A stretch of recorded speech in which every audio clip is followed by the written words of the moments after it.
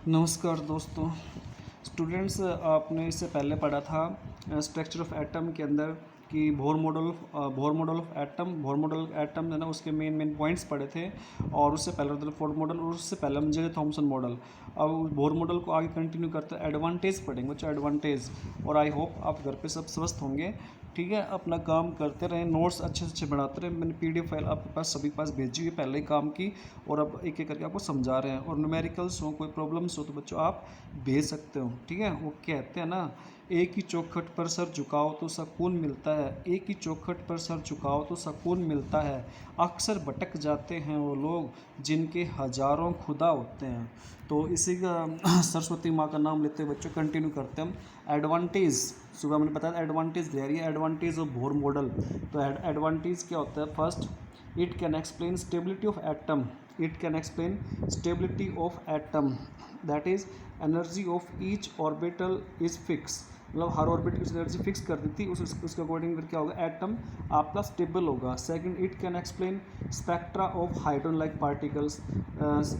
हाइड्रोन like particles spectra है ना, उसको एक्सप्लेन किया इसने, सिर्फ हाइड्रोन लाइक स्पेक्ट्रा एक्सप्लेन किया, और बाकी जो मल्टी इलेक्ट्रॉन्स एटम्स है ना उनको एक्सप्लेन नहीं कर पाया।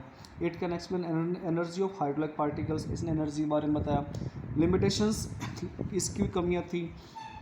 First, it can not explain spectra of multi electron atom, इसने मल्टी इलेक्ट्रॉन एटम की स्पेक्ट्रा नहीं बता पाया। Second, it can according to Bohr model of atom है ना, फ्लैट था, flat, that is electrons revolve around the nucleus, nucleus in sir orbit, but atom is three dimensional. इसका according to atom ये था कि इलेक्ट्रॉन्स है ना, उस चार तरफ क्या करेगा, आपका चक्कर लगाता रहेगा। भाई ये न्यूक्लियस होगा बीच में, और इसमें ना इलेक्ट्रॉन से बस चक्कर लगाता रहेगा अपने ऑर्बिट के अंदर। तो इसके अकॉर्डिंग क्या होगा, एटम कैसा होगा, आपका फ्लैट होगा, फ्लैट। लेकिन एटम तो आपका कैसा था, एक्स वाई जेड किसी भी डायरेक्शन में, तो उसके अकॉर्डिंग क्या होगा, एटम आपका थ्री डायमेंशनल होता है, थ्री डायमेंशनल। तो ये बात भी गलत थी। It can not explain shape of molecule, इसने किसी मॉलिक्यूल की शेप नहीं बताई। Fourth, it can not explain जीमन effect, star effect, दो इफेक्ट हैं, इनके बारे में नहीं बता पाया। क्या होता है जीमन effect? Splitting of line, presence magnetic field, और प्रेजेंस ऑफ मैग्नेटिक फील्ड में अगर स्प्लिटिंग हो लाइन्स की जीमन इफेक्ट बोलते हैं, और इलेक्ट्रिक फील्ड की प्रेजेंस में हो तो उसे स्टार इफेक्ट बोलते हैं। इसके बारे में इसने एक्सप्लेन नहीं किया, ये आगे पढ़ेंगे। It can not explain de Broglie concept, Heisenberg unstable, इनके बारे में इसने एक्सप्लेन नहीं किया। ये कॉन्सेप्ट हैं, आगे डिटेल में अभी इसी वीडियो में आ जाएंगे, इसी यूनिट के अंदर है। ठीक है, development leading to quantum mechanics model of atom. अब ये क्वांटम मैकेनिक्स एक नया वर्ड आ गया। ठीक है, क्या होता है? तो क्वांटम मैकेनिक्स होता है branch of science with deal study de Broglie concept and Heisenberg uncertain principle. ये दो कॉन्सेप्ट को पढ़ेंगे, उसे क्वांटम मैकेनिक्स के अंदर इंक्लूड करते हैं बच्चों। Next, dual nature of matter and radiations. Matter radiation के दो नेचर होते हैं according to Einstein. Light has dual nature ना, आइंस्टीन अकॉर्डिंग ये क्या कहा था कि लाइट के दो नेचर हैं, कौन कौन से? Particles and wave.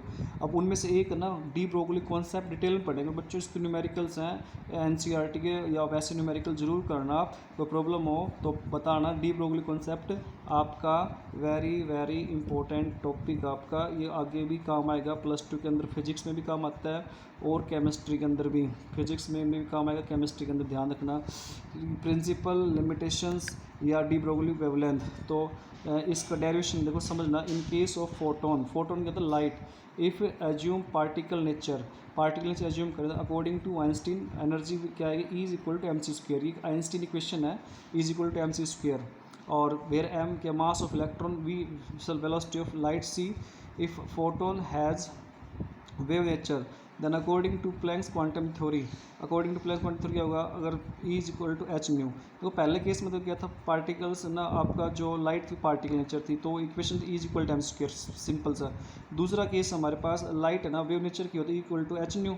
यहाँ पर क्या, एच प्लैंक कॉन्स्टेंट, न्यू क्या, फ्रिक्वेंसी। तो दोनों देखो, दो इक्वेशन बनेंगी, फर्स्ट और सेकेंड। ठीक है जी, फर्स्ट और सेकेंड, पहली और दूसरी, इन दोनों कंपेयर कर लेंगे। ठीक है, दोनों कंपेयर करेंगे ना, तो नहीं आपको कंपेयर क्वेश्चन 1 एंड 2, तो यहाँ से कंपेयर करेंगे, E is equal to H nu is equal to m c square, तो ये दोनों इक्वल आ जाएंगे, m c square h new.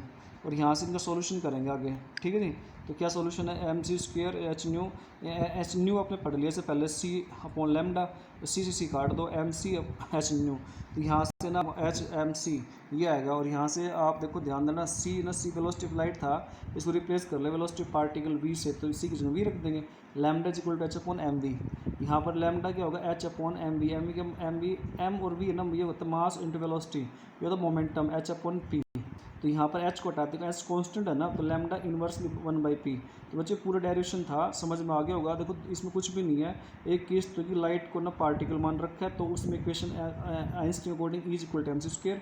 दूसरा केस ना उसने उसने वेव नेचर मान रखा है लाइट को, is equal to H nu. इन दोनों कंपेयर कर देंगे, सॉल्यूशन कर लेंगे। तो यहाँ से हमारा एक फार्मूला बन जाएगा lambda is equal to H upon M b. ये इंपॉर्टेंट है, इसमें ना कौन कौन सी इंपॉर्टेंट, एक ये चीज़ ना ये वाली इंपॉर्टेंट है, ध्यान रखना ये वाली। दूसरा ना ये भी इंपॉर्टेंट है, न्यूमेरिकल इसके ऊपर भी हैं। तो डी ब्रोगली वेवलेंथ है inversely proportional to its momentum, inversely proportional to its momentum, ध्यान रखना। अब सिग्निफिकेंस पूछ लो, significance de Broglie wavelength principle आपने पढ़ा है, इसका फ़ायदा क्या पढ़ने का।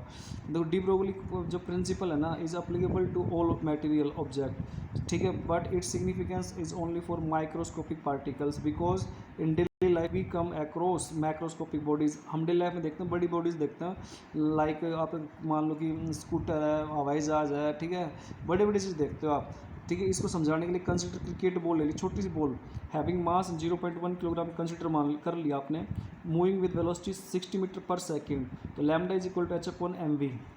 यहाँ देखो ना lambda is equal H upon V, H की वैल्यू डाल दें एम और वी की, और कैलकुलेट करें, इसको हम कैलकुलेट करें तो कैलकुलेट करेंगे तो ये आता है 10⁻34, ठीक है जी, अप्रॉक्सीमेटली। और दिस वेवलेंथ देखो -34, अब इतनी छोटी वैल्यू, इस वेवलेंथ को निकालना क्या होगा, this wavelength is very small so it can not be measured experimentally, आसानी से आप इसको मेजर नहीं कर सकते।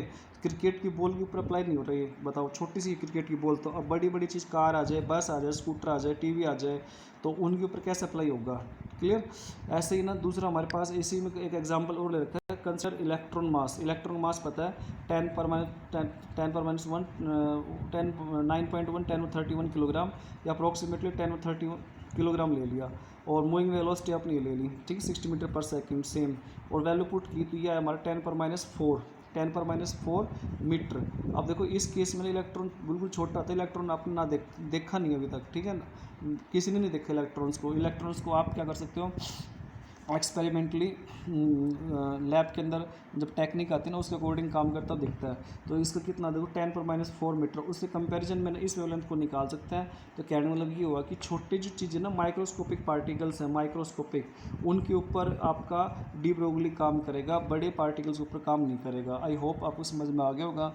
डी ब्रोगली प्रिंसिपल दोबारा ध्यान देना, छोटे पार्टिकल्स हैं, माइक्रोस्कोपिक पार्टिकल्स है ना, उनके ऊपर अप्लाई करेगा, बड़े पार्टिकल्स के ऊपर अप्लाई नहीं होगा, इसलिए applicable only for significance only for microscopic particles, clear। Next आता है हमारा difference between particles and wave. तो पार्टिकल्स ना, पार्टिकल्स और वेव में क्या difference, particle localise in space, particles ना हमारा एक जगह रहेगा, एक जगह पड़ा रहेगा, ठीक है जी।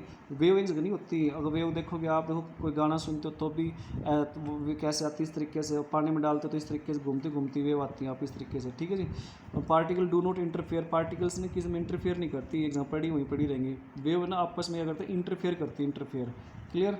नेक्स्ट आता है difference between particles, difference between electromagnetic and matter wave. दो वेव होती है, इलेक्ट्रोमैग्नेटिक और matter wave.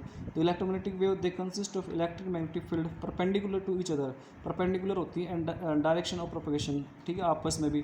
They do not consist of electric magnetic field, matter wave ना ये do not consist of electromagnetic field, ये इलेक्ट्रोमैग्नेटिक फील्ड की नहीं बनती, ये आपकी डी ब्रोगली वेवलेंथ है ना, डी ब्रोगली जो आपकी वेव उससे बोलते हैं मैटर वेव। नेक्स्ट बच्चों हमारा आता है इसी में second point, they do not require any medium for propagations. आपका ना ये जो हमारे पास ये इसके अंदर है ना, कोई मीडियम जरूरत नहीं पड़ेगी, इसमें मीडियम जरूरत पड़ती है इसके अंदर, ठीक है, क्योंकि पानी में डालोगे पत्थर तभी वेव दिखेंगे। दे travel same velocity of light, light की वेलोसिटी ना 3 × 10⁸ मीटर पर सेकेंड, तो उसके अकॉर्डिंग चलती हैं। They travel with low speed as compared to light, इनकी स्पीड कम होती है। इसमें formula lambda is equal to C upon nu, इसमें lambda is equal to H upon M B, clear, समझ में आ गया। अब न्यूमेरिकल्स करते हैं, देखो इसको समझाने के लिए।